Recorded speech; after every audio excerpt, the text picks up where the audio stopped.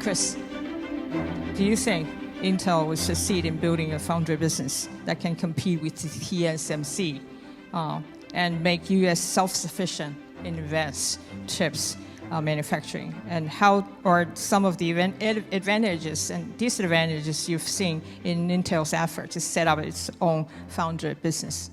In terms of Intel, I think one of the conclusions from the comments we've just heard is the challenges in setting up a foundry business model. And we've seen a number of companies try to do so and compete with TSMC with varying degrees of success, but certainly TSMC has vast scale and advanced technologies that make it difficult to compete with. So we're certainly going to see Intel try to build out their foundry business over the next several years. I'm a historian rather than someone who can see into the future, so I will refrain from confident predictions about what will come next. I'll leave that to smarter people in the audience. But it certainly does seem like building a foundry business from scratch is not something that's easy when there are already multiple successful foundry businesses. I think as far as Intel being a foundry is concerned, I think Jensen Huang of NVIDIA said it best. Jensen said that TSMC has learned to dance with 400 partners.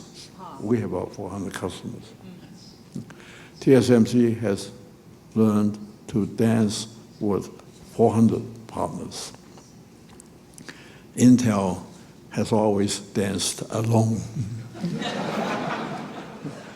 Well, if it weren't for the implication that we were a taxi dancer, I would approve Jensen's comments even more, Yeah. I think that's important.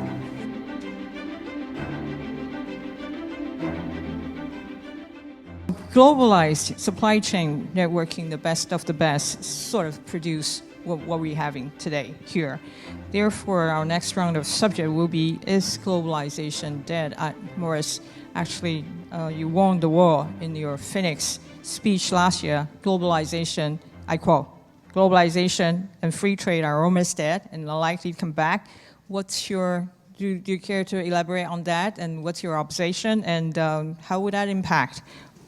I think there's no question in my mind that at least in the chips sector, globalization is dead. Free trade is dead.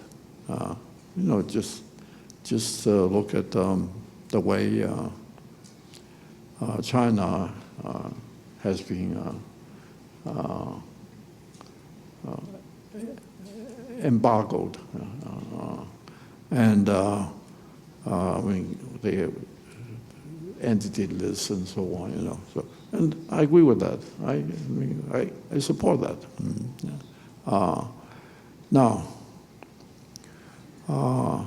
But on the other hand, there is this onshoring and in the name of security and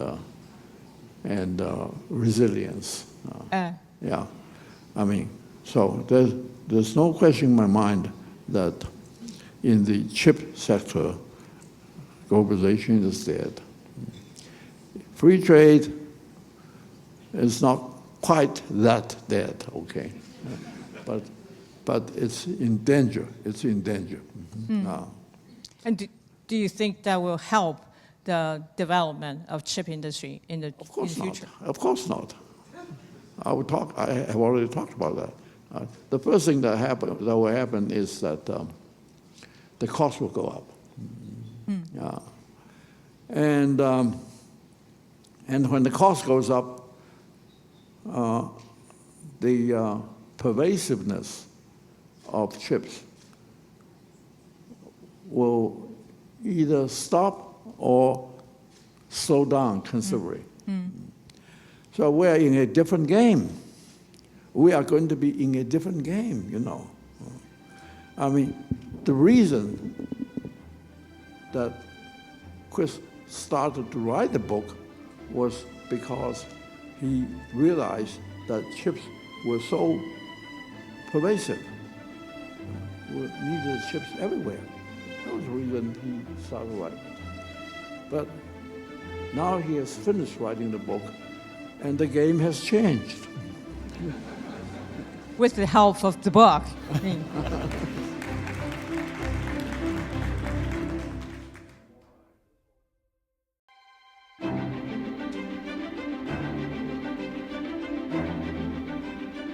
How do you see the chip world, I should say, the chip supply chain in 5 years?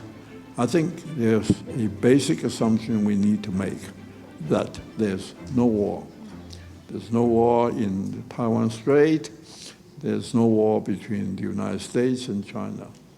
We need to make that assumption. After making that assumption, how do you see what is the supply chain going to be like in 5 years or 10 years? From my perspective, it's clear that there will be more bifurcation in the supply chain, especially at the leading edge between China and other countries. And you see US regulations and now Japanese and Dutch regulations, I think, pushing in that direction. I think the second is that in many different countries, there's much more emphasis from their political leadership on investing in domestic capacity for a variety of reasons, for economic security concerns, for economic development concerns. And you see this in all of the major companies and countries in the chip industry, and even from some countries that don't have major chip industries right now. So whether it's the United States, Europe, Japan, India, trying to become a bigger player in the chip industry, this is a global trend. And so I think we certainly should expect to see, and we're already seeing governments put really substantial sums of money behind this relative to what they've previously done. I agree that there will be a bifurcation of the supply chain. I'm, of course, more interested in the American side of the supply chain. Now, the United States, I think, has started to practice an industrial policy on chips. And part of the industrial policy is to slow down China's progress in chips. And I really have no quarrel with that. In fact, I might say I support it. Although, in my opinion, in technology, manufacturing technology, China is at least 5 or 6 years behind Taiwan. I look at the most advanced chip they are making, and they are making it with difficulty. But that chip, TSMC was making 5 or 6 years ago with ease. So that's why I said that they are at least 5 or 6 years behind. But still, I certainly support that part of American industrial policy to slow down China's progress.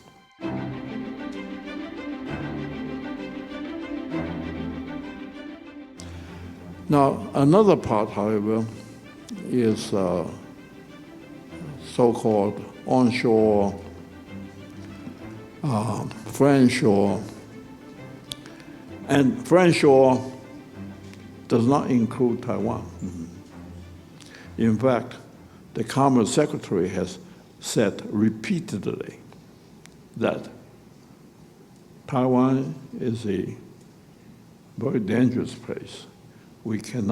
America cannot rely on Taiwan for chips.